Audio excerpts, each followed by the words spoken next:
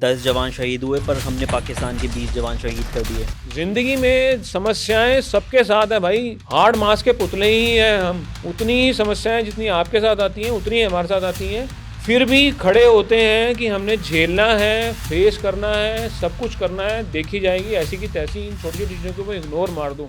कारगिल तक का आपका सफ़र कैसा रहा? अगर आप पीस में हैं तो आप ऑफिसर मैस में चले जाइए, एकदम 7 स्टार ट्रीटमेंट होता है। दूसरा, अगर आप फील्ड में चले जाओ तो आप गंदा पानी पी रहे हो, सड़ी हुई सब्जियां खा रहे हो। फर्क सिर्फ इतना है कि जुनून है और आपने अभी जॉब करनी है। मान लो आप 5 घंटे की ड्राइव करके जा रहे हो, 2 घंटे वहाँ लग गए, 5 घंटे की ड्राइव करके आए हो, तो आपका दिन गया। तो आपकी जगह पे कोई सब्स्टिट्यूट है कोई बैठा हुआ जो आपका काम करेगा? एक सोल्जर 24 साल का जो है, जिसने एक्सट्रीम फिज़िकल ट्रेनिंग करके आया है, जिसकी आई थिंक लाइफ का सपना था कि मैं आर्मी में जाऊं, कहीं ना कहीं इतने साल दिए आपने, उसको ये पता है कि अब मेरे साथ ये फ़िज़िकल प्रॉब्लम हो गई है। तो उस चीज़ से आपने कोप अप करने के लिए कोई हेल्प प्रोवाइड हुई? अगर रिलेशनशिप में होगा तो सपोर्ट मिल जाएगा। तो एक रिलेशनशिप शुरू हुई, शादी हुई, इस उम्मीद से कि मेरा पार्टनर उस चीज़ को समझ पाएगा। शायद वो उम्मीद मेरी गलत उम्मीद थी। एक आई थिंक हमेशा लाइफ टाइम के लिए एक सैक्रिफाइस जो रहता है उस पर कोई बात नहीं होती है। जितना ज़्यादा खूंखार है फौजी, उतना ही ज़्यादा इमोशनल भी है फौजी। खासकर यंगस्टर्स के लिए मेरी ये रिक्वेस्ट है कि पुश करो अपने आप को physically if you are mentally weak, because once you start pushing yourself physically you will realise that mental strength भी बढ़ रही है।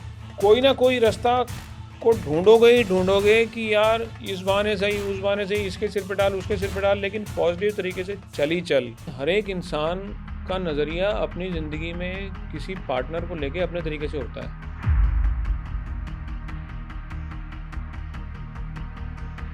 हेलो फ्रेंड्स, जब भी हम आर्मी की बात करते हैं, एक चीज़ जो हमारे दिमाग में हमेशा आती है वो है ब्रेवरी। बट उसी के साथ एक और चीज़ जुड़ी होती है जो है सैक्रिफाइस। तो आज के जो हमारे गेस्ट हैं मेजर डीपी सिंह, वो हमें इन दोनों चीज़ों का आज पूरा अपना जर्नी बताएंगे।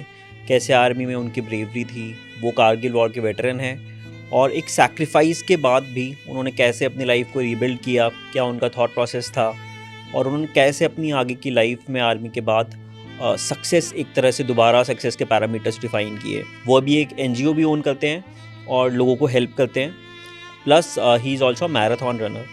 सो let's welcome sir to the channel. Hello sir, welcome to the channel.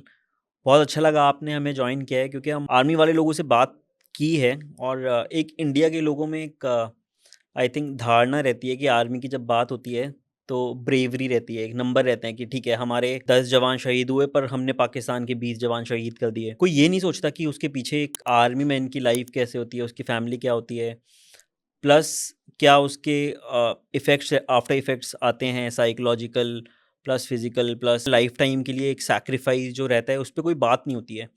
तो thanks a lot for coming today. और हम आपकी जर्नी से कोशिश करेंगे कि काफ़ी लोग चीज़ों को समझ पाएँ, एक अलग एंगल भी देख पाएँ कि आर्मी में ब्रेवरी के अलावा जो सैक्रिफाइस है, जो पर्सनल लाइफ इम्पैक्ट होती है, वो कैसे होती है, और उसके बाद उसको कैसे ओवरकम किया आपने काफ़ी चीज़ों को, और क्या आपका थॉट प्रोसेस है। आई एम श्योर कि काफ़ी लोग इंस्पायर भी होंगे और आई थिंक इन्फॉर्मेटिव काफ़ी हम कोशिश करेंगे इस सेशन को बनाने की। जय हिंद। जय हिंद सर। तो सर, पहले तो मैं यही पूछूंगा, आर्मी ज्वाइन करने से पहले आपका क्या थॉट प्रोसेस था? आप हमेशा से आर्मी में जाना चाहते थे, और कैसे आपकी जर्नी रही बचपन से लेके, क्या आपका एम था? मैं जब शायद सेकंड स्टैंडर्ड में था, उस समय तक मैं अपने पेरेंट्स के साथ था। मेरे पिताजी जो थे वो ग्रेफ, जिसको बॉर्डर रोड ऑर्गेनाइजेशन भी बोलते हैं, उसमें लोअर डिवीजनल क्लार्क थे। और उनकी ग्रेफ वालों की जो पोस्टिंग है वो ज़्यादातर दूर दराज के इलाकों में ही हुआ करती है। और उन दिनों में ग्रेफ की लाइफ आज से भी बहुत ज़्यादा टफ थी, अभी भी टफ है, लेकिन अब से बहुत ज़्यादा टफ थी उन दिनों। तो एक तो कारण ये था, दूसरा इसी कारणवश पिताजी को नौकरी गंवानी पड़ी, क्योंकि ग्रेफ में भी एक कई जगह पर ऐसी चीज़ें होती हैं जो कायदे के हिसाब से, नियम के हिसाब से नहीं होनी चाहिए। और मेरे पिताजी थोड़े नियम वाले व्यक्ति थे। उन्होंने कुछ घपला होते हुए देखा, वो पकड़ के रिपोर्ट कर दी। रिपोर्ट करी, जिसको वो खुद घपले में मौजूद था, उस बंदे ने पिताजी के खिलाफ कोर्ट ऑफ इंक्वायरी बिठा के उनको करियर चौपट कर दिया। तो हमने अपने पिताजी को सिर्फ और सिर्फ कागज़ काले करते हुए देखा है, जिसमें पैसे उनके पास होते नहीं थे। कभी वो डिफेंस मिनिस्टर को लिख रहे हैं, कभी डीजीपीआर को लिख रहे हैं, कभी प्राइम मिनिस्टर को लिख रहे हैं। सो मच सो कि उनकी मेंटल हेल्थ जो है लेटर स्टेज में जाके इतनी बुरी हो गई थी कि वो सिजोफ्रेनिक्स हो चुके थे। सारी उम्र सिर्फ यही करते देखा। तो इन फाइनेंशियल कंस्ट्रेंट्स के कारण मैं दूसरी कक्षा में ही अपने ग्रैंड पेरेंट्स के पास भेज दिया गया था। मैं सबसे बड़ा हूँ अपने घर में, और मेरे ग्रैंड पेरेंट्स ने अपने 2 जवान बच्चे लगातार एक्सीडेंट और कैंसर के कारण खो दिए थे। तो ये परिस्थितियाँ कुछ ऐसी थी कि एक तरफ रिक्वायरमेंट थी उनको सपोर्ट की, दूसरी तरफ फाइनेंशियल सपोर्ट ना होने के कारण मेरे पिताजी को भी ऐसी सिचुएशन थी। तो मैं खैर कहानी ऐसी बैठी कि मैं दूसरी कक्षा ऑनवर्ड अपने ग्रैंड पेरेंट्स के पास रुड़की में पढ़ा हूँ। अच्छा। और रुड़की में मैंने केंद्रीय विद्यालय रुड़की में अपनी स्कूलिंग करी है, जो कि बंगाल इंजीनियर ग्रुप है, आर्मी का एक ब्रांच है, इंजीनियर्स ब्रांच, उनका सेंटर है वहाँ पे, और वो केवी रुड़की चलाया करते थे। अब उन दिनों जब मेरी माँ कभी आया करती थी तो अपने घर, मतलब मेरे नानी के घर जब मेरे को लेके जाया करते थे, तो मेरे को वहाँ पर खुली छुट्टी छुट्टियों में मिलती थी। छुट्टियों में सभी को खुली छुट्टी मिलती है, तो हम खूब मस्ती करा करते थे। लेकिन जब दादा दादी के पास होते थे तो थोड़ा डिसिप्लिन वाली बहुत ज़्यादा लाइफ होती थी। तो एक तो मैं बच्चा अकेला माँ बाप से दूर, दूसरा वो डिसिप्लिन वाली लाइफ, तीसरा ल्यूक्रेटिव बड़ा लगता था कि नानी के पास तो बहुत अच्छा है। ये कॉम्बिनेशन ऐसा था कि मैं बड़ा लोनली किड था, बड़ा आइसोलेटेड किड था। तो मैं सोचा कि यार मुझसे नहीं रहा जाएगा यहाँ पे। मैं 8वीं क्लास में भाग गया घर से ओके। नानी के घर जाने के लिए, अच्छा। नॉट नोइंग कि भाई बहुत दूर है। मुझे सिर्फ इतना पता था कि ये सड़क जाती है और ये बस पे हम सुबह बैठते थे तो शाम को वहाँ पहुँच जाते थे। तो हम चल पड़े पैदल कि 2 दिन में तो पहुँच ही जाएंगे पैदल कम से कम, अगर बस के पैसे तो कहाँ बच्चे के पास होते हैं। तो रुड़की के मैं आउटस्कर्ट पे था जब मेरे को किसी जानने वाले ने पहचाना, और वो समझ गया कि पता नहीं क्यों क्या करने जा रहा है। उन्होंने अपनी साइकिल पे बिठा के मुझे वापस लाके घर के बाहर छोड़ दिया। वो मेरा ज़िंदगी का पहला यू टर्न था, क्योंकि उस यू टर्न में जब वो वापस लाके छोड़ रहे थे मुझे घर में, तब मेरा दिमाग चल रहा था कि मैं सोच तो रहा था कि मैं चला जाऊंगा, लेकिन अगर मैं भाग जाता और रास्ते में मेरे को कोई पकड़ लेता तो मेरे को या तो ट्रक क्लीनर या ढाबे पे कोई बर्तन मांजने वाला या हाथ पांव काट के भीख मंगाने वाली परिस्थिति में भेज सकता था। तो ये तो मैं नहीं चाहता हूँ अपनी ज़िंदगी में, परिस्थितियों से भाग नहीं सकता। आज मैं उनको शब्दों में बोल सकता हूँ, उस समय उस बच्चे को शब्दों का प्रयोग करना नहीं था, लेकिन ये समझ गया था कि यहाँ पे हूँ तो यहीं पे रह के कुछ करना पड़ेगा, लेकिन यहाँ से भाग के मैं कुछ नहीं हासिल करूँगा। तो एक तरीके से एक प्रण हो गया था कि अब मैं यहीं रहूँगा और यहीं रहकर कुछ काबिल बन के कुछ काम करके दिखाऊँगा। अब कनेक्टेड था ये चीज़, क्योंकि रुड़की जहाँ पढ़ता था वो पूरा आर्मी वाला कंट्रोल था। तो आर्मी के साथ उनका एक, जो आप स्वच्छ भारत बोलते हैं, कैंटोनमेंट पता नहीं कब से स्वच्छ थे और हमेशा ही स्वच्छ रहेंगे। हमेशा क्लीन, ब्यूटीफुली मेंटेन्ड, एक डिसिप्लिन, एक कायदा, एक तरीका, एक यूनिफ़ॉर्म, एक स्टार्स, ये सब चीज़ों ने बड़ा इम्प्रेस किया। फिर मैं दादा-दादी के पास रहता था तो वो पुराने ख़्यालों के थे, उन्होंने जो अपब्रिंगिंग दी उसका बड़ा फ़ायदा हुआ, क्योंकि उन्होंने मुझे गुरुद्वारे के साथ जोड़ा। तो गुरुद्वारे से पता चला कि मैं मार्शल रेस का बंदा हूँ, और गुरुओं की जो लाइफ है उसके बारे में पता चला, हिस्ट्री पता चली, सैक्रिफाइस, सर्विस पता चला। तो ये दोनों का जो कॉम्बिनेशन था, जो आर्मी की लाइफ का और जो सिख हिस्ट्री की कॉम्बिनेशन था, वो एक जगह पे मैच करता था। मतलब मेरा जो पास्ट था सिखिज्म का, वो प्रेजेंट में आर्मी था। Beautiful replication of everything which gurus have done is nowadays done, being done by the arm forces. तो वो मोटिवेशन इतना तगड़ा बना कि मैं सब कुछ छोड़ दिया। रुड़की बल्कि इंजीनियरिंग कॉलेज आईआईटी के लिए मशहूर है, मैंने कभी उसके लिए तरफ ध्यान नहीं दिया। सिर्फ एक सिंगल लाइन फोकस था कि आर्म फोर्सेस में जाना है और वो भी ऑफिसर बन के जाना है। तो ऐसे मैं उस तरफ आ गया। और सर जो आपने अपने फादर का एक्सपीरियंस देखा था, वो आई थिंक डायरेक्ट आर्मी का नहीं था बट एक गवर्नमेंट ऑर्गेनाइजेशन का था, बट वो नेगेटिव एक्सपीरियंस था। उसके बाद भी आपको कुछ ये फीलिंग नहीं है कि ना जाएँ यहाँ पर, या फिर उससे थोड़ा इरिटेशन कुछ? आई थिंक, देखो आजकल का टाइम ऐसा है जब आपके पास बहुत सारे एवेन्यूज़ हैं।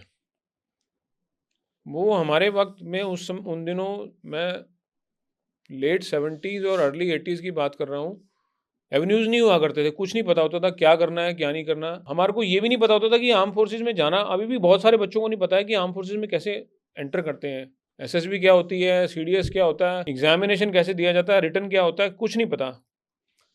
पर जैसे मैंने बोला, क्योंकि मैं फौज से कनेक्ट हो चुका था तो थोड़ी अवेयरनेस आ गई थी।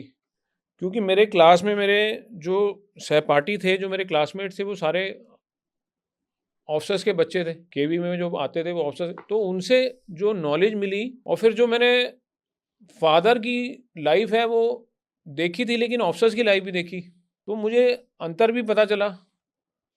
लेकिन ये कभी नहीं आया था मेरे दिमाग में, जैसे आपने सवाल किया कि गवर्नमेंट ऑर्गेनाइजेशन में कितना ऐसा, ये कभी आया नहीं।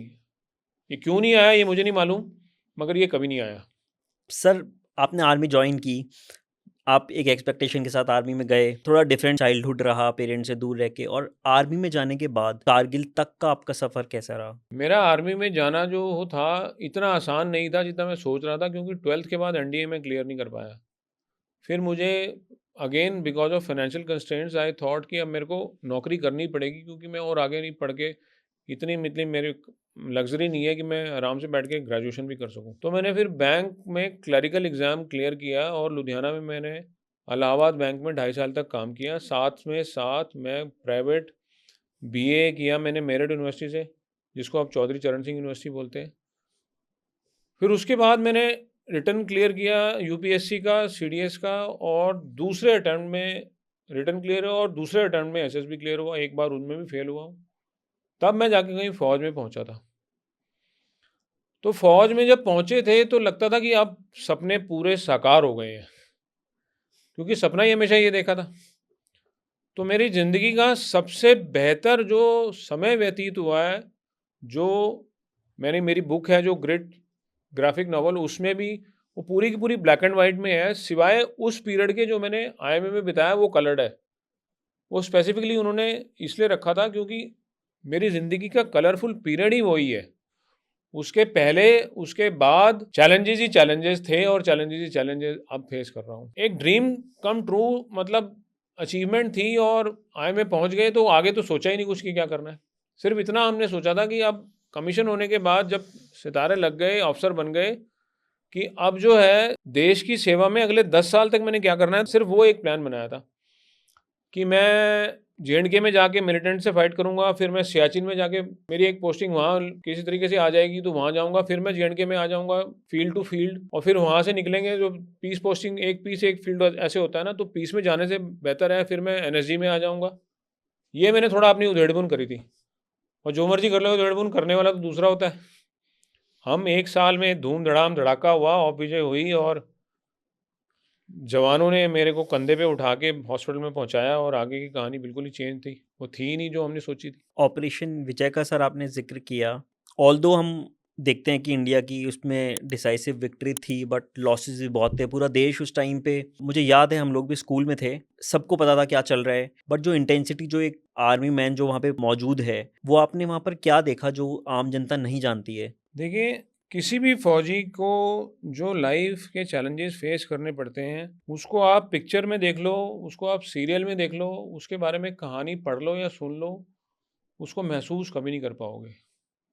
क्योंकि वो लाइफ एक ऐसी लाइफ है जिसमें मज़े की बात यह है कि बड़ी डिकोटमी है, कि एक तरफ आपको लग्जेरियस थिंग मिलती है, अगर आप पीस में हैं तो आप ऑफिसर मेस में चले जाइए, एकदम 7 स्टार ट्रीटमेंट होता है, आपको मेंटेन भी उसी हिसाब से करके रखते हैं। दूसरा, अगर आप फील्ड में चले जाओ तो आप गंदा पानी पी रहे हो, सड़ी हुई सब्जियां खा रहे हो, कोई आपके पास फैसिलिटी नहीं है बात घर से करने की, चिट्ठी के अलावा और कोई। जब लोग मोबाइल तक आ चुके हैं, हम अभी भी चिट्ठी में लगे हुए हैं।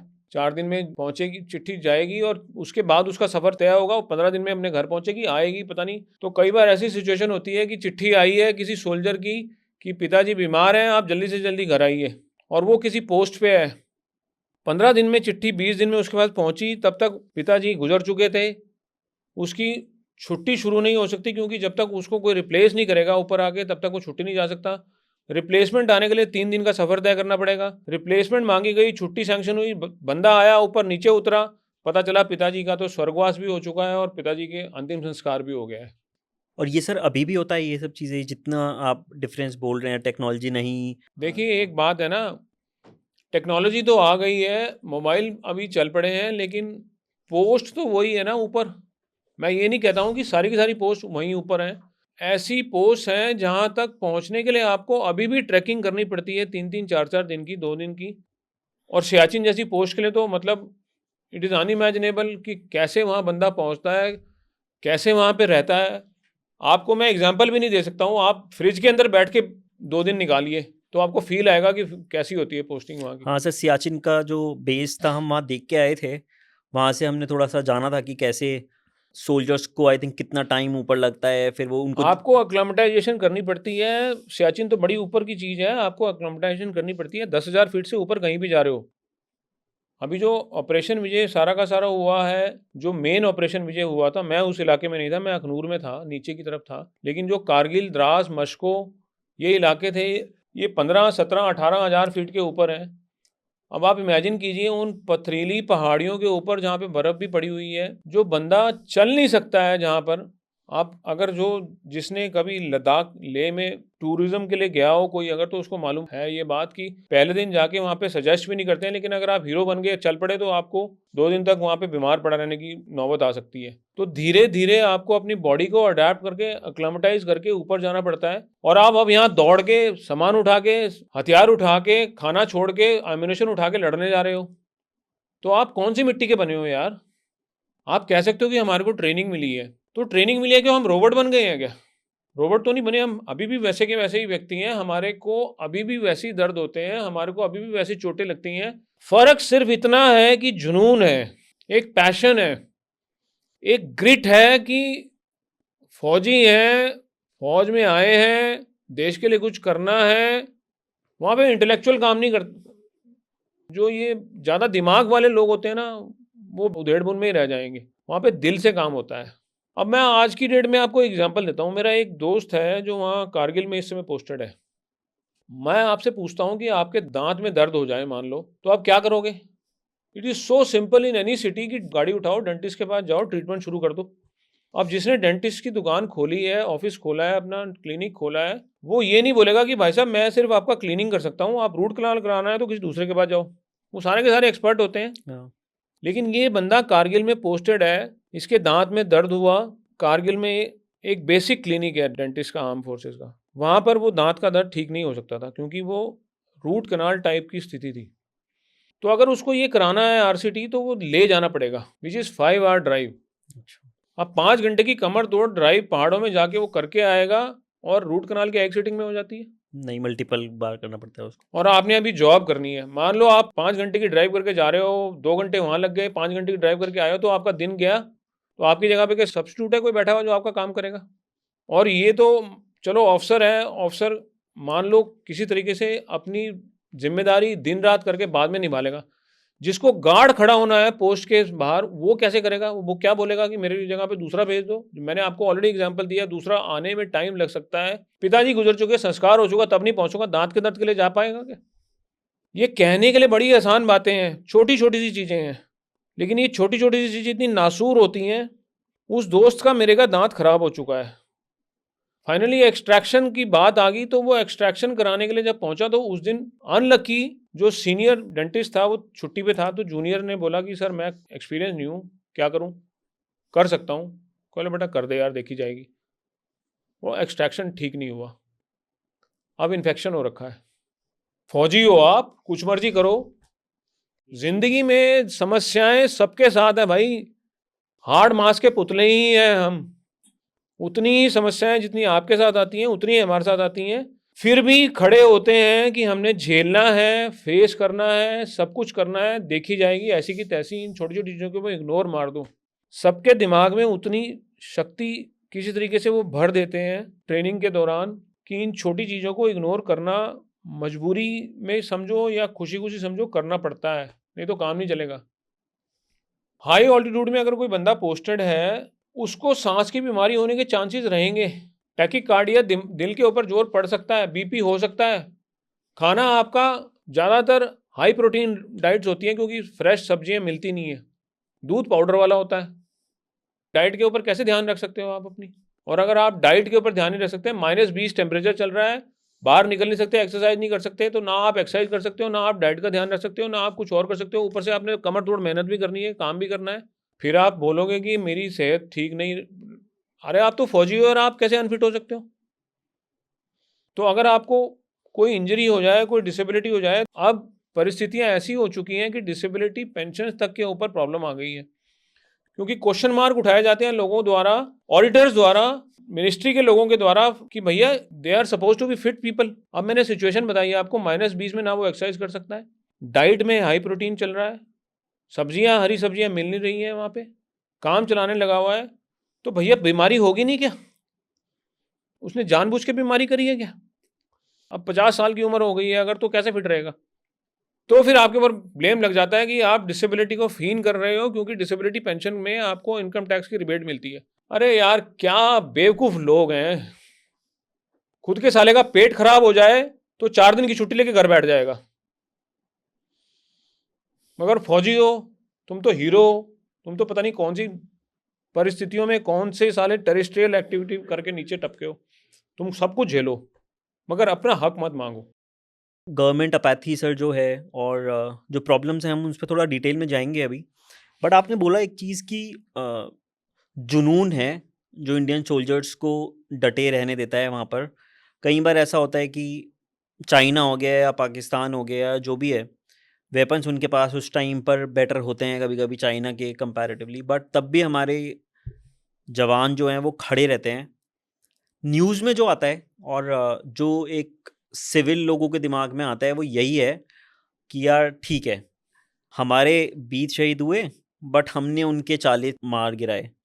तो एक ह्यूमन एंगल कहीं मिसिंग है, वो लोग सोच नहीं पाते हैं कि किस प्रॉब्लम से एक फ़ौजी को जाना पड़ता है। इंडिविजुअल लाइफ तो उनकी छोड़ ही दीजिए, जैसे कि एक हमारी फॉरेन मिनिस्टर ने भी बोला था, ठीक है उन्होंने हमारे 5 के सर काटे हैं, तुम 10 के सर काट के लाओ। बट पॉलिटिशियंस के लिए भी ये चीज़ कहना आसान है, बट जो एक आर्मी मैन है, जो आपने कारगिल में देखा कि वहाँ से लोग आए, हमारे सोल्जर्स हैं, उन्होंने इतनी ट्रैकिंग की अलग एनवायरनमेंट में, आपने बोला बिना एक्लिमेटाइज किए, और आई थिंक काफ़ी लोगों को ये पता भी होता है कि शायद वापस ना आ पाएँ जिस तरह के मिशन पे जा रहे हैं। और गवर्नमेंट का जो रवैया होता है वो वही होता है कि हमें एलओसी क्रॉस नहीं करनी है, हमें बड़े वेपन्स नहीं इस्तेमाल करने हैं। हमने एयरफोर्स के भी एक वेटरन से बात की, उन्होंने कहा कि अलग अलग जो हमारे फाइटर जेट्स थे उनकी परमिशन हमें थोड़ी लेट मिली।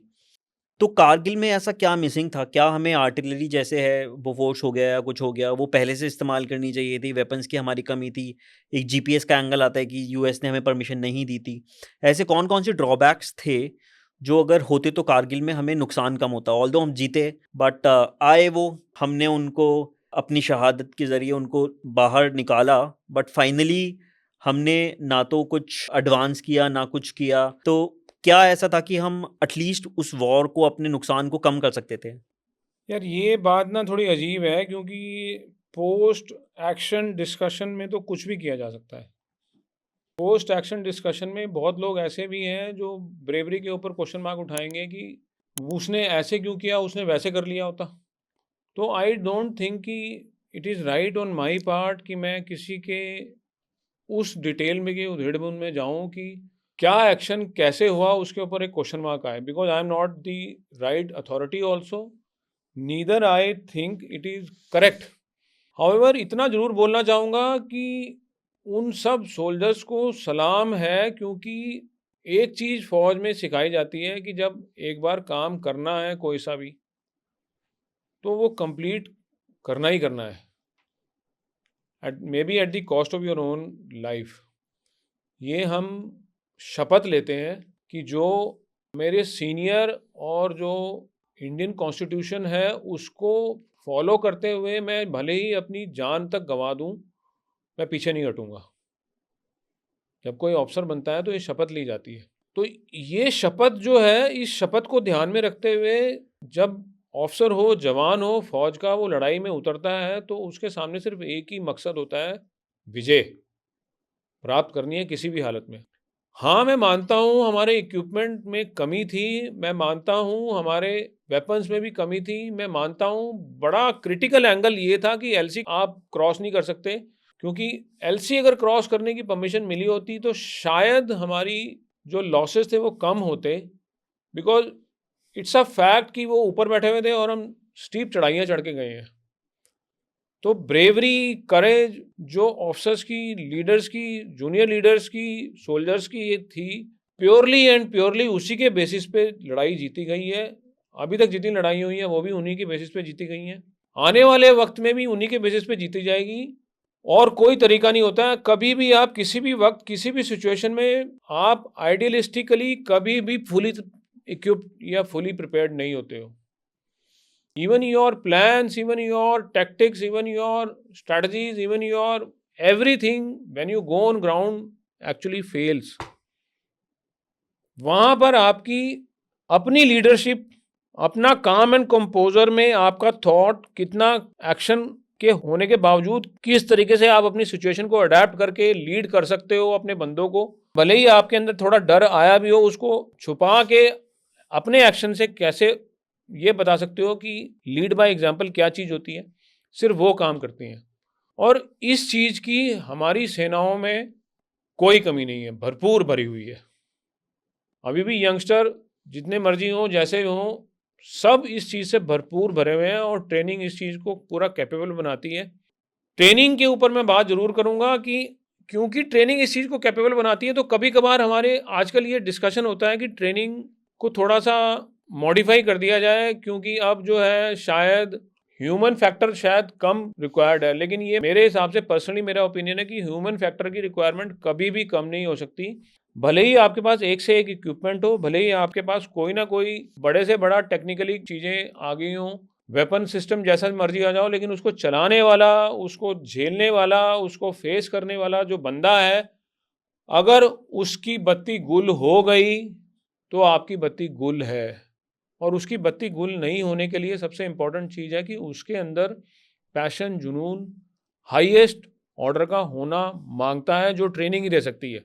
उसमें कॉम्प्रोमाइज़ नहीं कर सकते हम बिल्कुल भी। और सर वॉर के टाइम पे जब ये आपके साथ फिजिकल इंजरी हुई, उस टाइम पे जब मोर्टार ब्लास्ट हुआ आपके पास में, इस टाइम पे जो आपकी टीम होती है, जो यूनिट होती है, वो कैसी एक दूसरे को सपोर्ट करते हैं, कैसे प्रोसेस रहता है? क्योंकि ये बड़ा टफ टाइम भी होता है कि सामने एनिमी है, प्लस अपनी टीम का एक बंदा इंजर्ड है, और आई थिंक जो आर्मी मैन की कैमराडरी होती है वो अलग ही लेवल की होती है। ट्रेनिंग में भी जो बड़ी पेयर होते हैं वो सब बिल्कुल। सिखाए जाते हैं, तो वो कैसे आपका एक्सपीरियंस रहा उस चीज़ का? अगर मैं बोलूँ कि मैं ज़िंदा बैठा इसलिए हूँ क्योंकि 7 डोगरा बटालियन के जो मेरे जवान थे, उन्होंने अपनी खुद की ज़िंदगी को डिसरिगार्ड करके, अपनी लाइफ की सेफ्टी को डिसरिगार्ड करके मुझे बचाया है। तो दैट एग्जाम्पल इटसेल्फ प्रूव्स कि लड़ाई में परिवार वाला नहीं आके कोई बचाएगा आपको। लड़ाई में आपके जो सिपाही हैं, आपके जो बडीज़ हैं, आपके जो आसपास के लोग हैं, वही यूनिट, वही सब यूनिट आपके साथ काम करती है, और वही ये समझते हैं कि अगर मैं हूँ तो बिकॉज़ इसके कारण हूँ, और अगर ये है तो मेरे कारण है। और इसी कारण से जो जिसको आप बोलते हैं कमराडरी जो हमारी फ़ौज की होती है, again coming back to training, वो ट्रेनिंग में इन्फ्यूज़ की जाती है। क्योंकि जितनी ज़्यादा टफ रगड़े वाली ट्रेनिंग आप झेलते हो, उतनी ही ज़्यादा बॉन्डिंग स्ट्रॉन्ग होती है। ट्रेनिंग का मतलब सिर्फ ये नहीं है कि आपने वेपन चलाना सीख लिया, आपने ड्रिल कर ली सीख लिया, आपने सलूट मारना सीख लिया, आपने ये सब चीज़ें तो एक professional part of the training है ही है। लेकिन जो एक, अगर मैं एक्चुअल वर्ड यूज़ कर सकूँ, इफ़ यू अलाउ मी, जो वो कीड़ा होता है ना, वो कीड़ा जो अंदर इन्फ्यूज़ किया जाता है, वो बॉन्डिंग जो बनाई जाती है, वो सिर्फ हार्डशिप से आती है, हार्डशिप से। जितनी एज दे से ना, the more you sweat in peace the lesser you bleed in war. वो ऐसे ही थोड़ी बोल दिया किसी ने। तो स्वेट कैसे निकलेगा?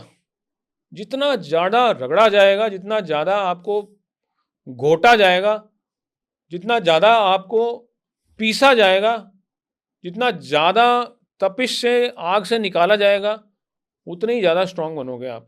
तो चॉकलेट सोल्जर नहीं काम करते हैं कहीं पे।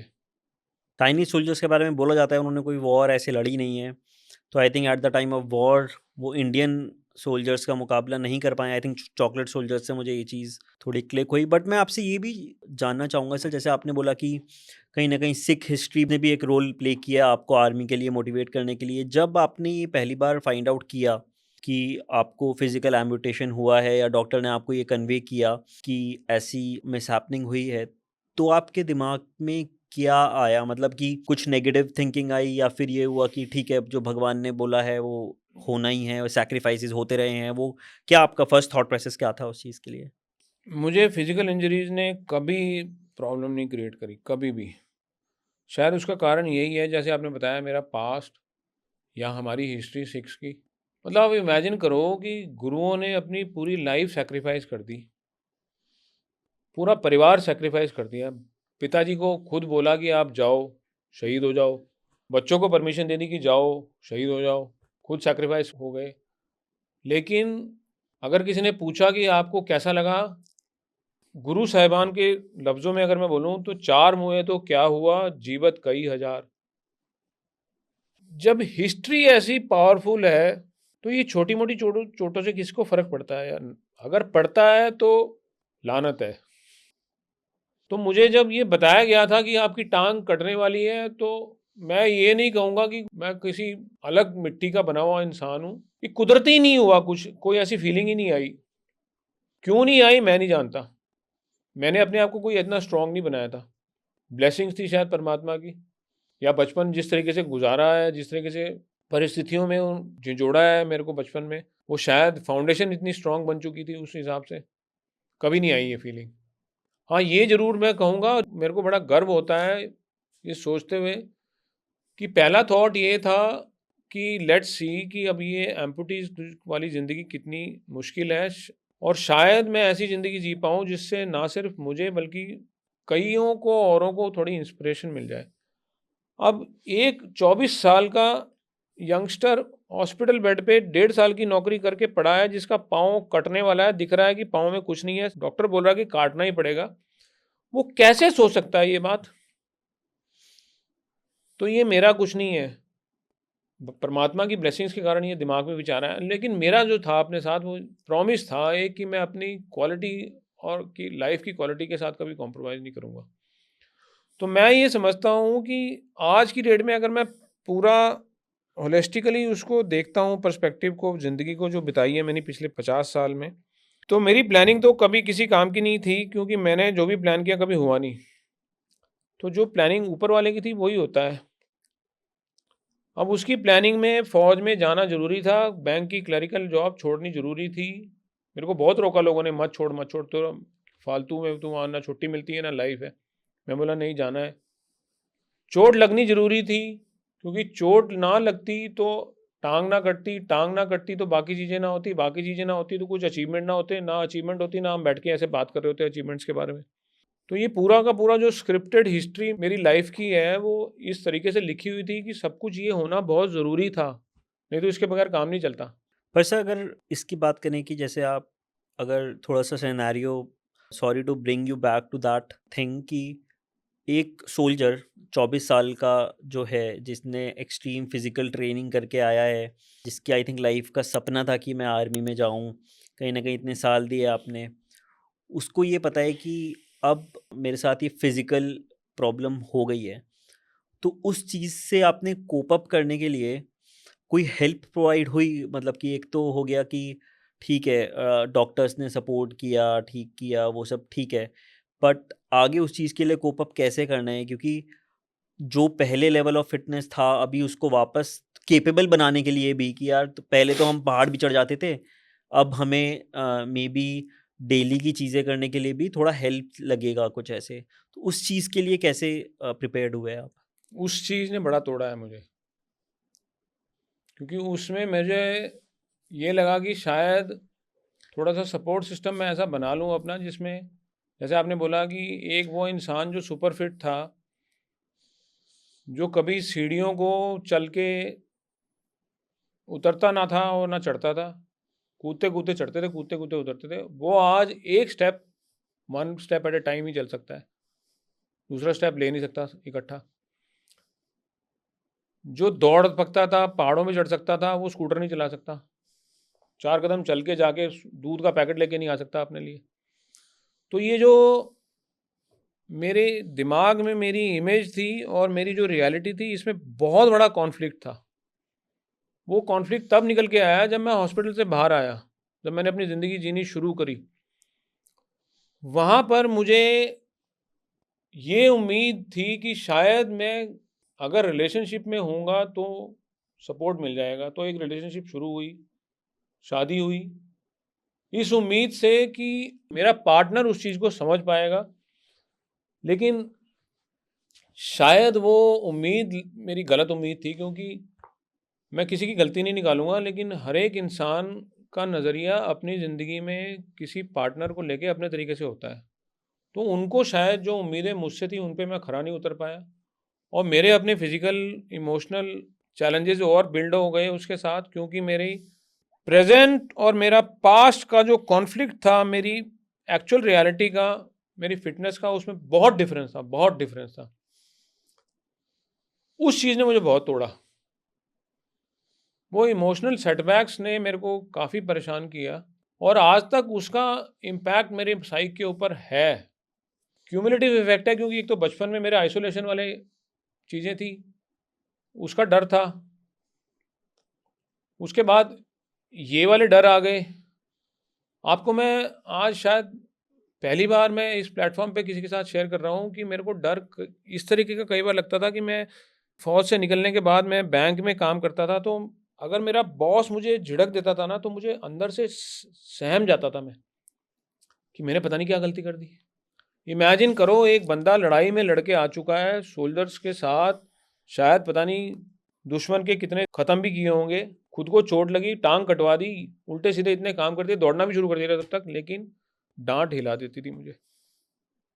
ये सबकॉन्शियस माइंड में जो एक इम्पैक्ट था बचपन से, फिर रिलेशनशिप का, ये परेशान करता है, आज भी परेशान करता है। सर, मेंटल हेल्थ पे अभी मैं थोड़ा और डिटेल में आपसे जानना चाहूँगा, क्योंकि बहुत अनटॉक्ड टॉपिक है और इंडिया में स्पेशली लोग समझते नहीं हैं, अवेयरनेस नहीं है, तो हम थोड़ा और डिटेल में जाएँगे। बट आपने जैसे बोला कि रिलेशनशिप भी इम्पैक्ट, रिलेशनशिप की वजह से भी और सारी की इम्पैक्ट हुई, प्लस जो आर्मी का आपका एक्सपीरियंस था, प्लस फिज़िकल प्रॉब्लम जो आई, और आप सिंगल पेरेंट भी हैं। तो इतना एक इंसान के साथ अगर जोड़ा जाए, उसके बाद भी आपने बहुत सारे माइलस्टोन अचीव किए। पहले तो मैं सैल्यूट करूँगा इस चीज़ के लिए। वो स्पिरिट जो थी, जो स्पिरिट जो है, वो आर्मी से आई, या फिर वो ग्रंथों से आई, या फिर वो कहीं न कहीं आपने डेवलप की क्योंकि बाहर की परिस्थितियाँ बहुत ख़राब थी, तो ऑटोमैटिकली डेवलप हुई, क्योंकि जैसे हमने देखा कि Limca book of world records में भी आपका नाम है, आपने रनिंग की है और आप एनजीओ में भी बहुत एक्टिवली लोगों को हेल्प करते हैं।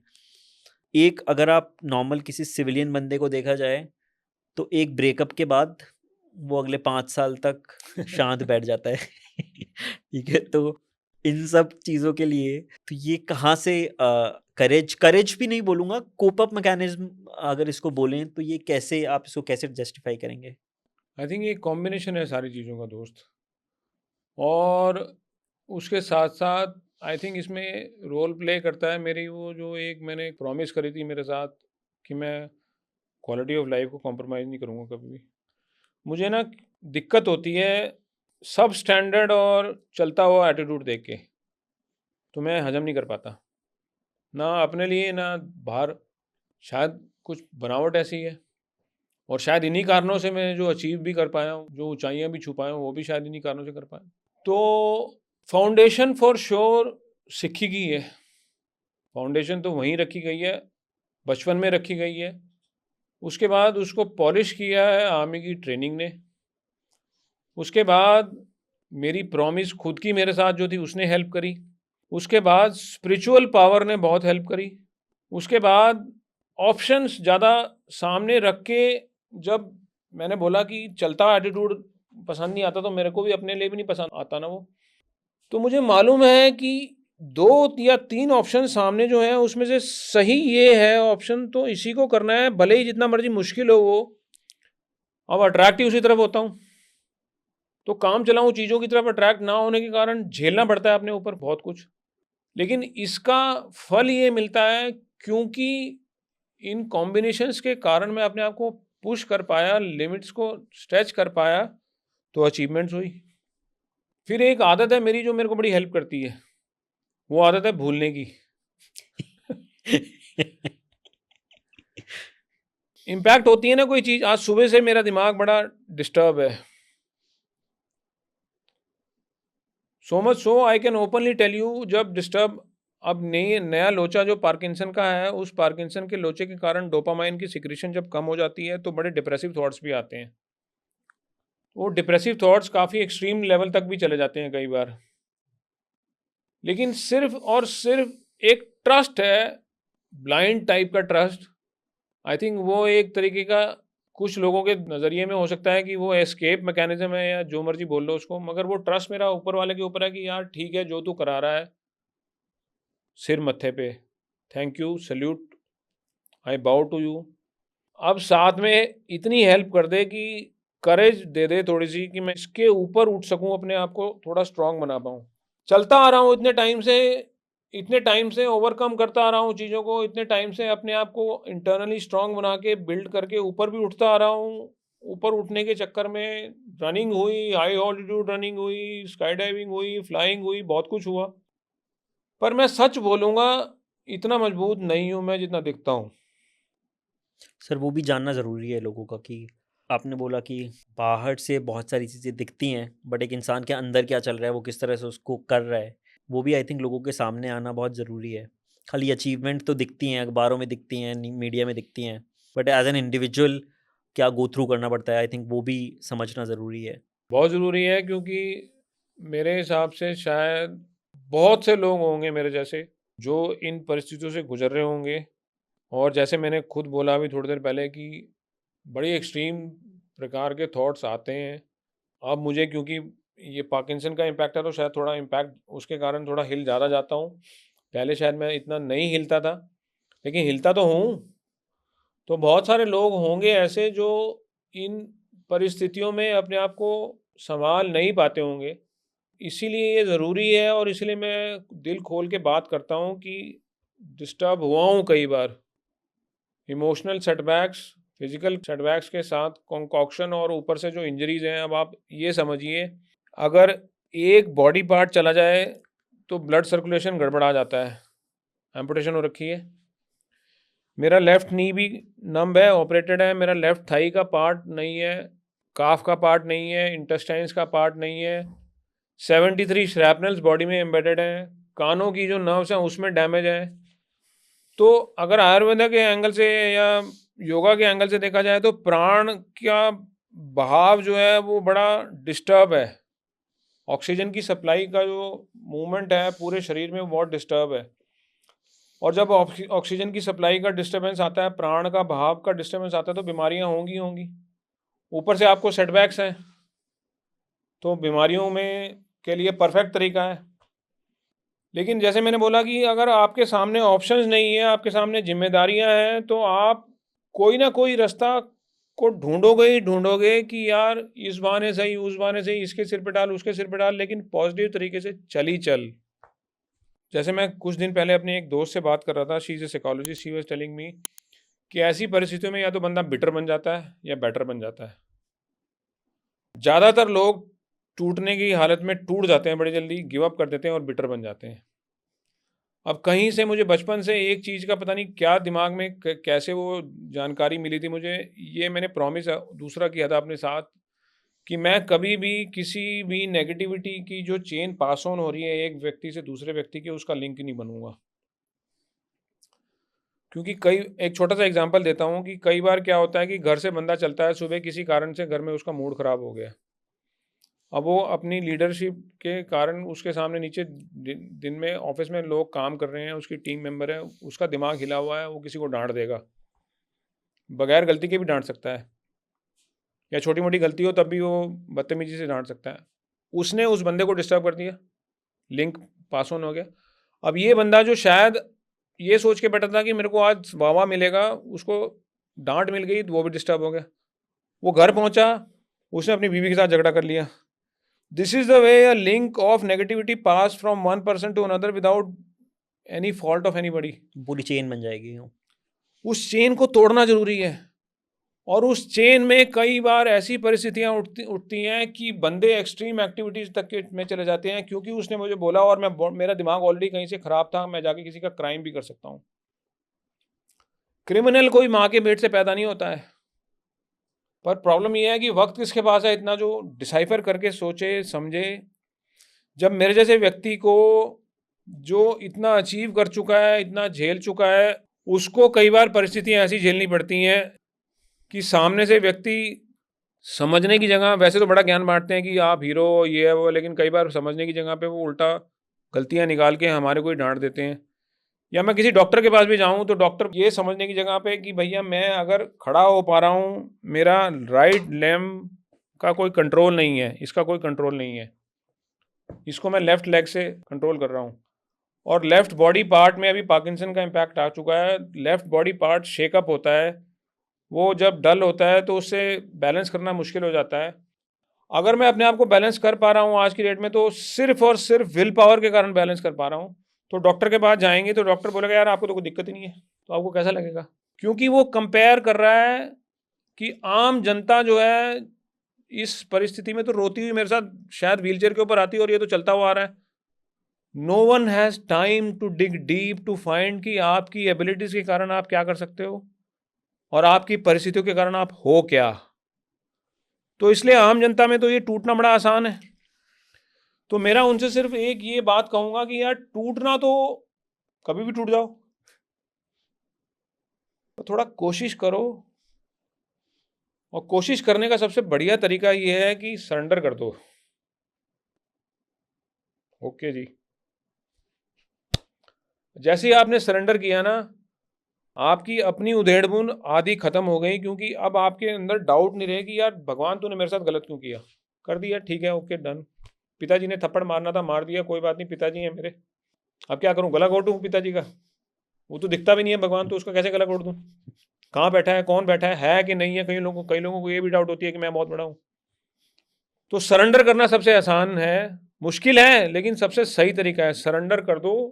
सरेंडर करके सिर्फ ये अपने अंदर जाके कोशिश करो, प्राणायाम, योगा, मेडिटेशन, प्रेयर, किसी भी तरीके से, कि यार थोड़ा सा और वक्त निकाल लेते हैं। तो सर नॉर्मल लोगों से ज़्यादा अगर देखा जाए तो ऐसी हार्डशिप के बाद क्या स्पिरिचुअलिटी या फिर हायर पावर कुछ आपने फील की अपनी लाइफ में? ऐसे कभी कोई इंस्टेंस ऐसा हुआ कि थोड़ा ज़्यादा रियलाइजेशन हुआ कि हाँ यार कोई तो है जो देख रहा है, जो ध्यान रख रहा है, मेरे अकेले के बस की बात नहीं थी, कोई है जो देख रहा है? अकेले के बस की बात है ही नहीं। मैं कुछ कर ही नहीं पा रहा हूँ, कुछ कर ही नहीं सकता हूँ।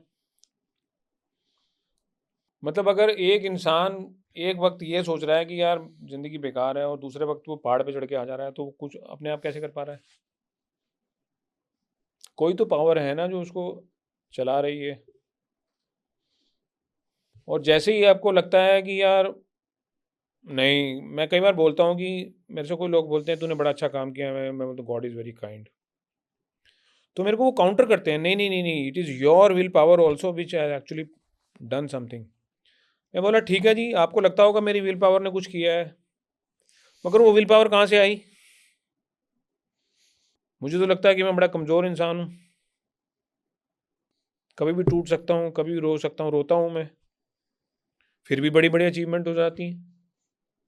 तो कोई तो पावर है, सुपर पावर, जो करा रही है, जो कभी वो इन्फ्यूज़ कर देती है जोश, कभी वो बोलती है कि चल बेटा अब थोड़ा रेस्ट कर ले। तो ये है, कुछ तो है।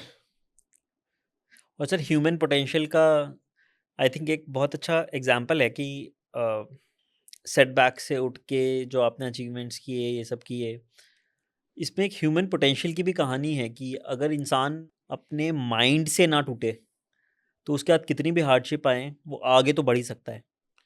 यार ये कहने की बातें हैं, माइंड से ही तो टूटता है बंदा। माइंड से टूटने के बावजूद माइंड को कंट्रोल में करना पड़ता है। और कहाँ से टूट रहा है वो?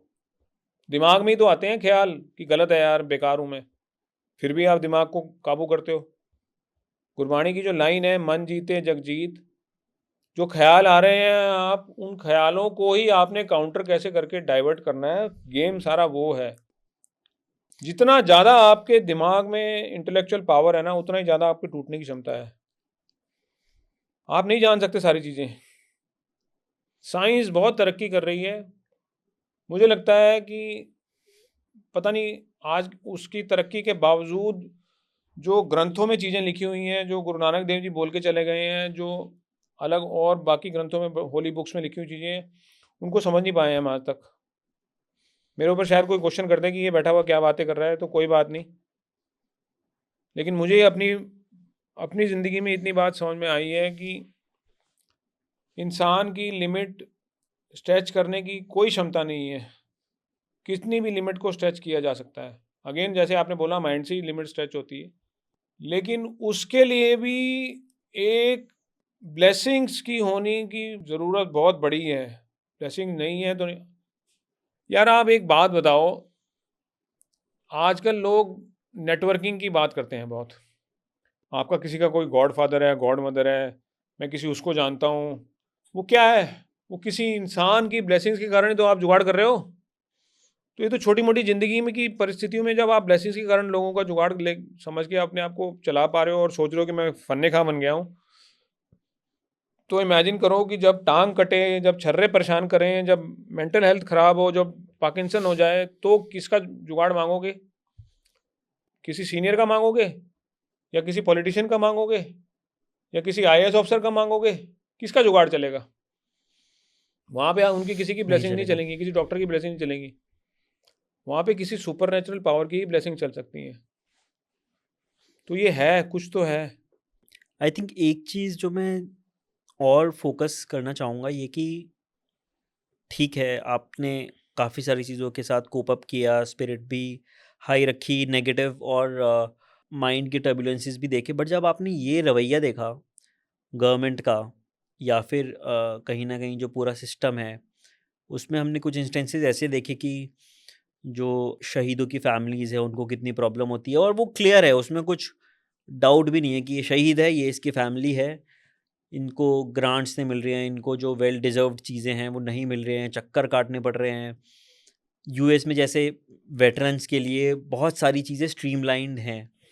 जब आपने इन सब चीज़ों को फ़ेस किया, तो ये एक अलग चैलेंज है अपने आप में कि आप अ, आर्मी में सर्व करके आए हैं, आपको पता है आपने देश के लिए ये सब चीज़ें अचीव की हैं, मेडल्स भी मिले हैं, सब कुछ मिला है। बट एक जो गवर्नमेंट ऑफ़िशियल है, जो एक लेट्स से छोटे किसी एडमिनिस्ट्रेटिव ब्लॉक में बैठा हुआ है, वो आपको परेशान करने की क्षमता रखता है कि ये डॉक्यूमेंट लेके आओ, वो डॉक्यूमेंट लेके आओ और नो आपके डाउट, पास कोई चैनल नहीं है वो करने का।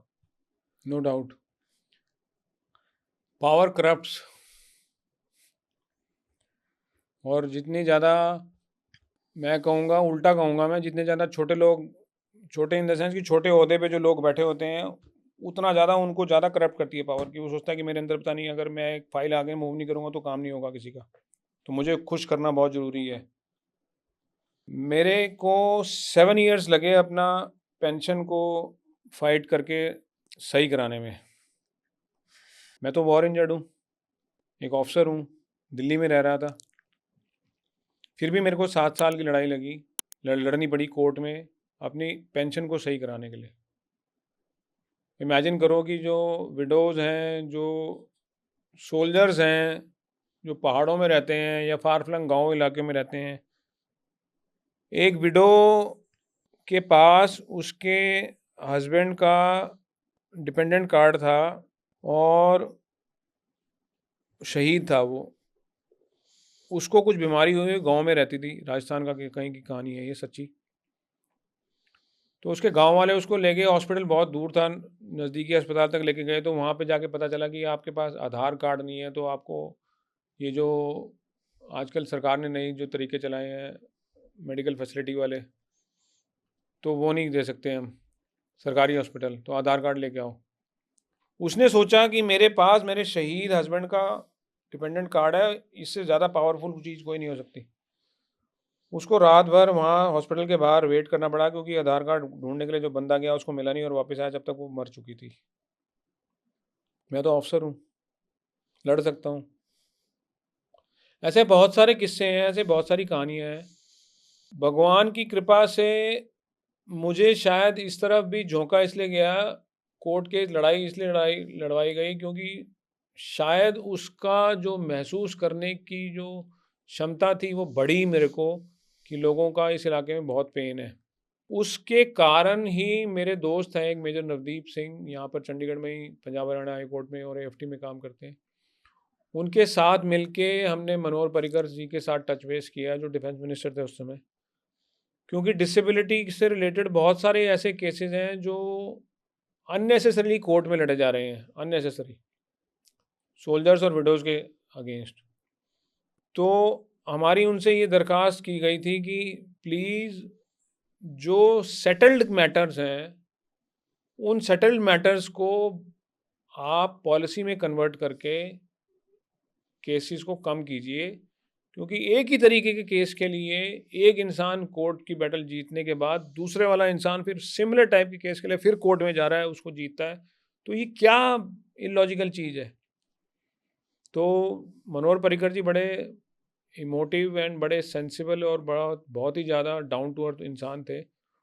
उन्होंने काफ़ी हेल्प करी इस चीज़ को रिमूव करने के लिए, और जो प्रेजेंट गवर्नमेंट उस समय आई थी, इनकी भी पॉलिसी है जो नेशनल लिटिगेशन पॉलिसी, उसमें भी इन्होंने लिटिगेशन को बहुत कम करने के, मतलब रिस्पॉन्सिबल लिटिगेंट बने सरकार, इसके ऊपर ध्यान दिया।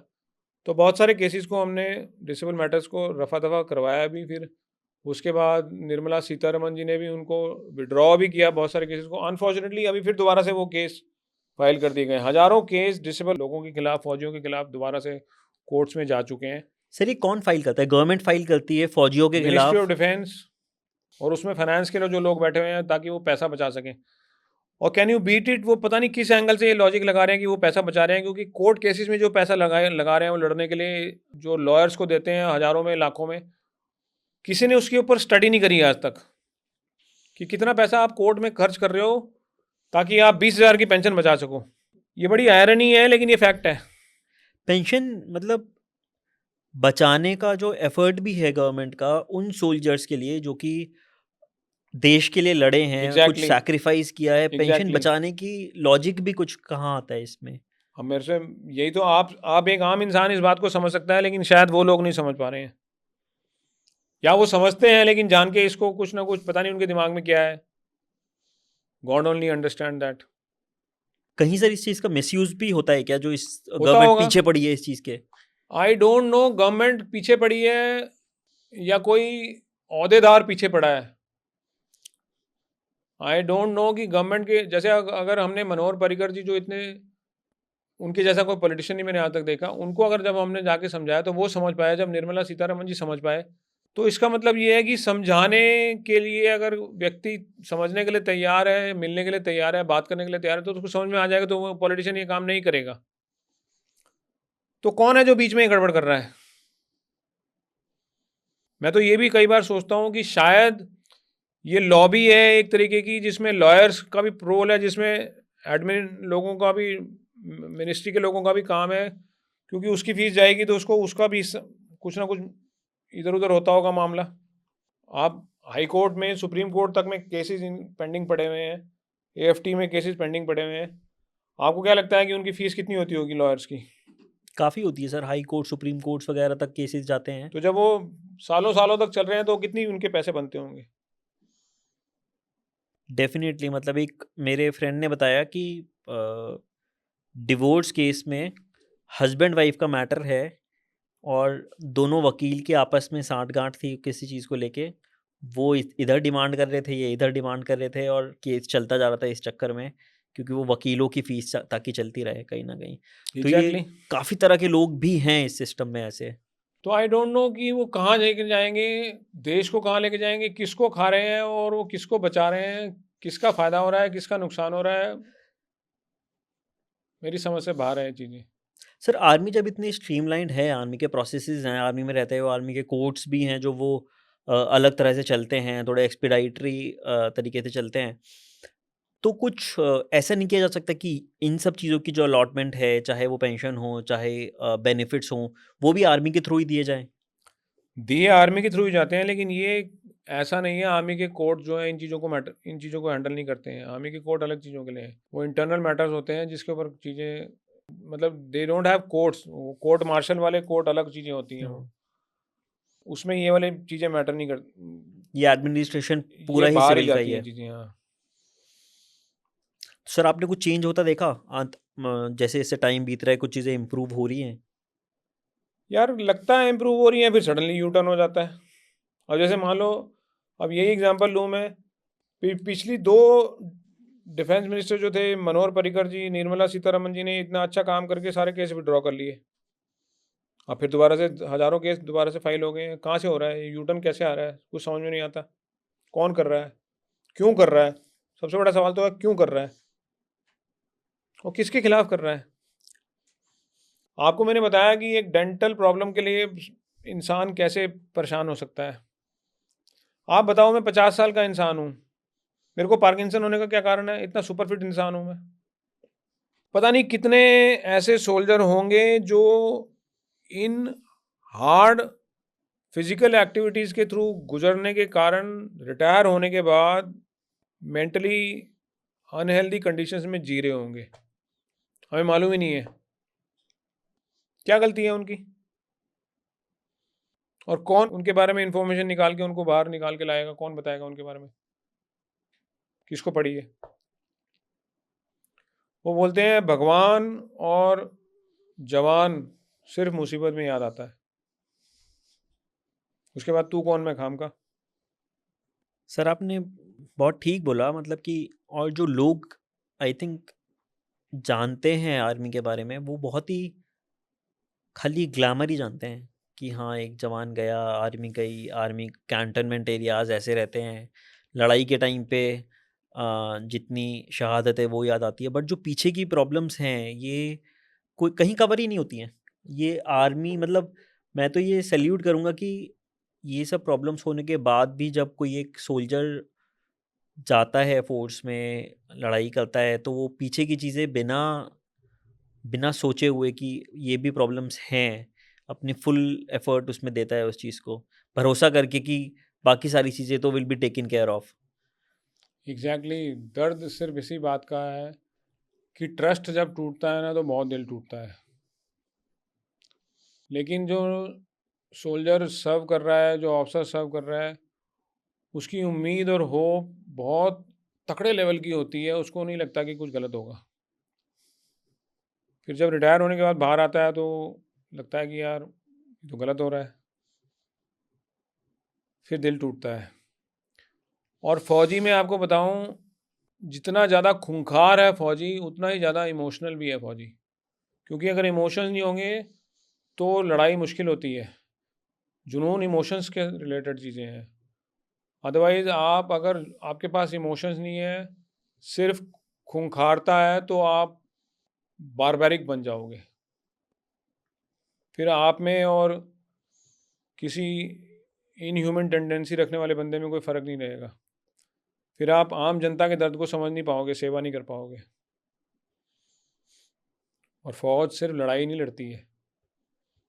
जब डिफ़िकल्ट कंडीशंस आती हैं देश पे, किसी भी तरीके का मुसीबत आती है, तो वहाँ पे उनके साथ खड़ी होती है। इंटरनल बहुत बार देखा जाता है आर्मी हेल्प के लिए बुलाई जाती है। एग्ज़ैक्टली।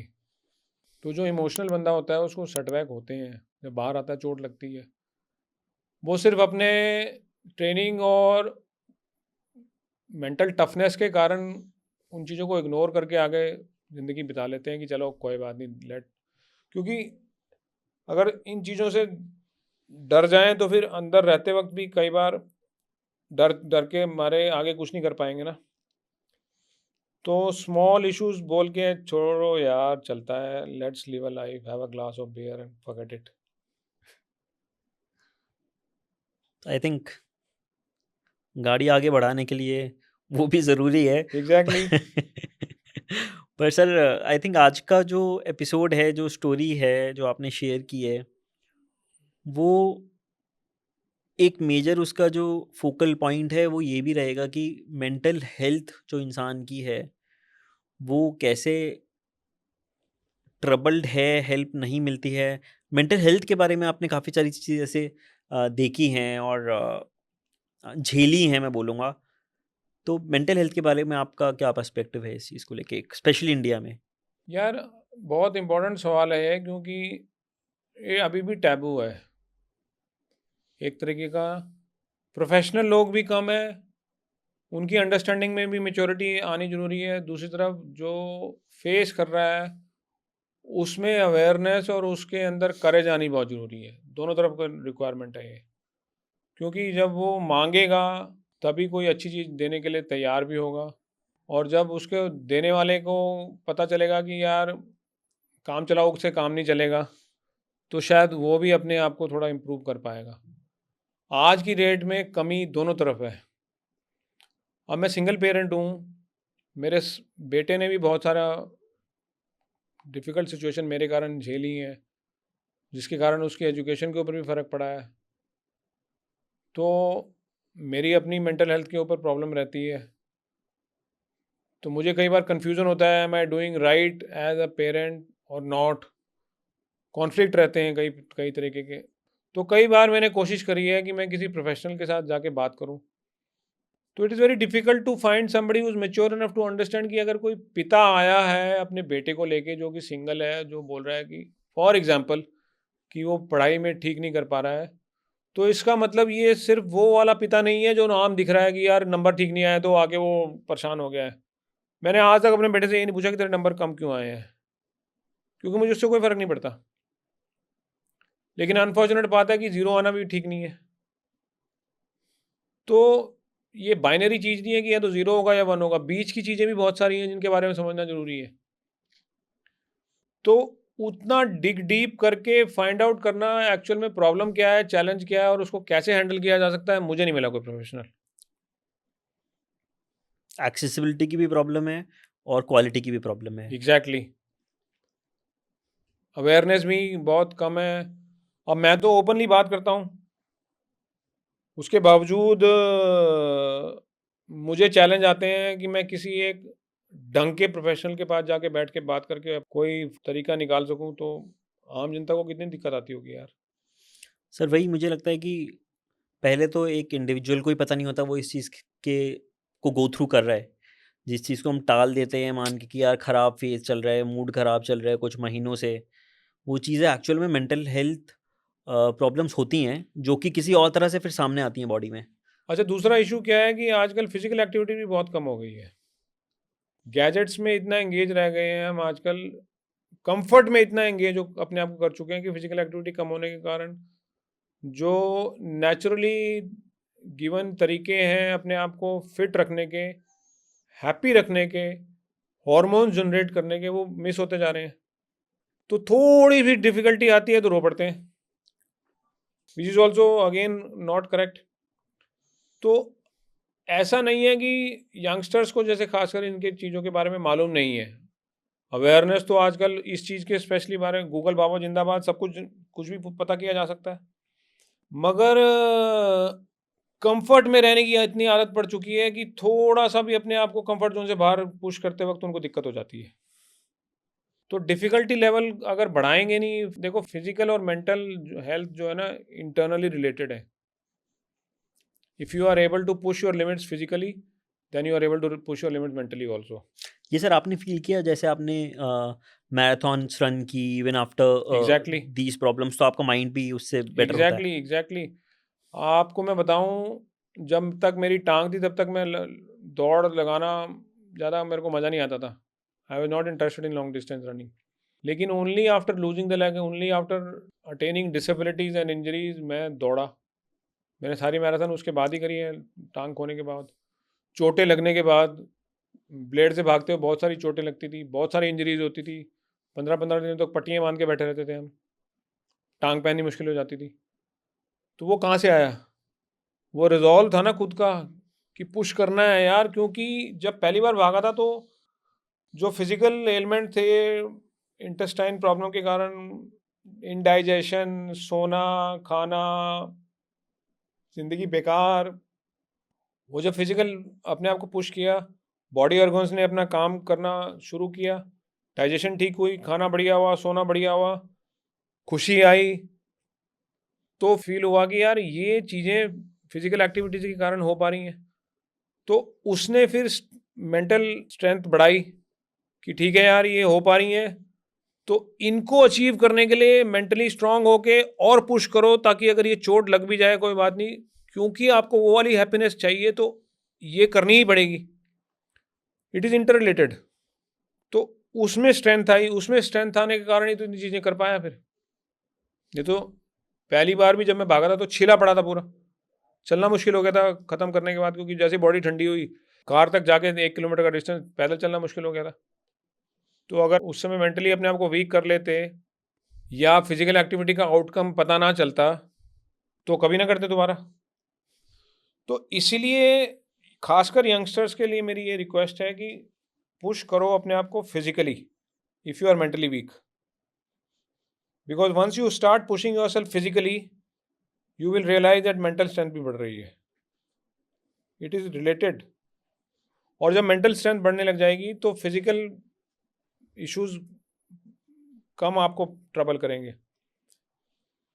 सो मच सो कि फिजिकल इश्यूज कम ट्रबल करेंगे, मेंटल स्ट्रेंथ बढ़ेंगी, तो फिर आपको साइकोलॉजिकल इश्यूज भी कम ट्रबल करेंगे, प्रेशर स्ट्रेस ये चीज़ें भी कम ट्रबल करेंगी। तो आपको क्या चाहिए, कम ट्रबल वाली लाइफ चाहिए या ट्रबल्ड लाइफ चाहिए? कम ट्रबल। तो कम ट्रबल वाली लाइफ चाहिए तो पुश करके देखो ना थोड़ी देर। तो आई थिंक सर आपका यही यूथ को मैसेज होगा, पहले तो अपना थोड़ा फिजिकल एग्जैक्टली एक्टिविटी बहुत बढ़ाओ। ज़रूरी है, बहुत ज़रूरी है। और फिजिकल एक्टिविटी में मैं ये नहीं कहूँगा कि आप जिम जाओ, नेचर में रहो यार। सबसे सिंपल तरीका है रनिंग, सबसे सिंपल तरीका है। कोई मेंबरशिप लेने की ज़रूरत नहीं है, नंगे पाँव भी भाग सकते हो, कुछ भी पहन के भाग सकते हो। कोई ज़रूरी नहीं है कि आपको साला किसी स्टेडियम में ही जाके भागना है, कभी भी भाग सकते हो। सबसे सिंपल तरीका है वो। भगवान ने जब इंसान बनाया था सबसे पहली फिजिकल एक्टिविटी उससे यही कराई थी, चलो भागो, भाग के पकड़ के लेके आओ, कोई जानवर मार के लेके आओ, उसको खाओ, हजम करो, सो बढ़िया, फिर भागो, फिर पकड़ो, फिर मारो, फिर खाओ। वो भूल गए हम। और सर कोई मेडिटेशन वगैरह भी आप कुछ लोगों को बताना चाहेंगे? एक तो फिजिकल एस्पेक्ट हो गया जो इसने आपको हेल्प किया है, कोई पर्टिकुलर थिंग? स्पिरिचुअल एक्टिविटी मैं ऑलरेडी आपको बता चुका हूँ, इट हेल्प्स, जिसमें pranayama, meditation, it is very very helpful. क्योंकि please understand, even for running ये चीज़ मैं रियलाइज़ करी बाद में कि अगर आपकी ब्रीदिंग के ऊपर आपका कंट्रोल है तो आप अपनी फिजिकल, मेंटल हेल्थ और आपकी एलिमेंट्स के ऊपर कंट्रोल कर सकते हो। ये बड़ा सिंपल एग्जांपल है कि जब आपको बुखार होता है तो आपकी सांस तेज चल रही होती है, या कोई भी बीमारी हो तो सांस तेज चल रही होती है, तो उसको उल्टा यूज़ करो।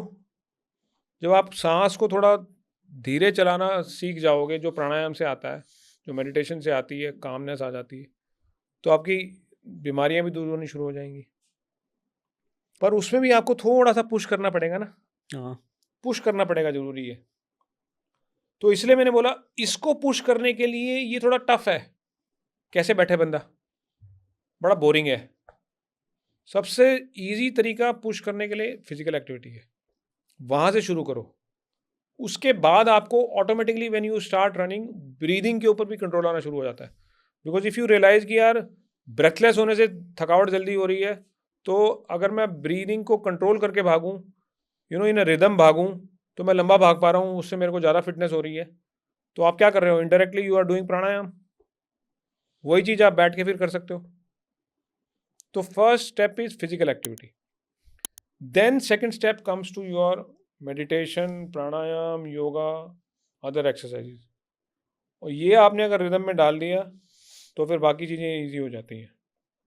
Thanks sir, thanks a lot for sharing. I think बहुत वैल्यूएबल था जो आपकी जर्नी रही है, जो आपके थॉट प्रोसेसेस हैं, आपने जो अपना आई थिंक जब एक जर्नी लाइफ की रहती है और जो हम उससे सीख के एक अपना खुद पर्सपेक्टिव डिफाइन करते हैं, वो आपका जान के बहुत अच्छा लगा। और आई एम श्योर वो यूथ को बहुत हेल्प भी करेगा, और आई थिंक एक अलग चीज़ से अवेयर भी कराएगा आर्मी के बारे में, पर्सनल लाइफ के बारे में, साइकोलॉजी के बारे में, कैसे चीज़ों को कोप अप किया जाए। और फाइनली जैसे आपने बोला कि ठीक है तुम हो, बट एक ऊपर भी तुम्हारे है, वो देख रहा है, देख लेगा, चलने दो चीज़ों को, थोड़ा फ्री भी छोड़ लेट दो, गो करना होगा लेट यार। गो करना होता है। सरेंडर करना मुश्किल है, लेकिन that is the easiest way to handle thing जो डिफ़िकल्ट हो, जो आपको लग रहा है कि आप नहीं कर पा रहे हो। छोड़ दो यार, होने दो, होने दो, जैसा हो रहा है, हो जाएगा ठीक। थैंक्स अ लॉट सर, बहुत अच्छा लगा आपसे बात करके, और thanks a lot for taking out time for this discussion, मतलब thanks a lot. Thank you for bringing me here, because if I am able to speak something जिससे किसी को हेल्प होती है, तो थोड़ा मैं भी चार्ज अप हो जाता हूँ।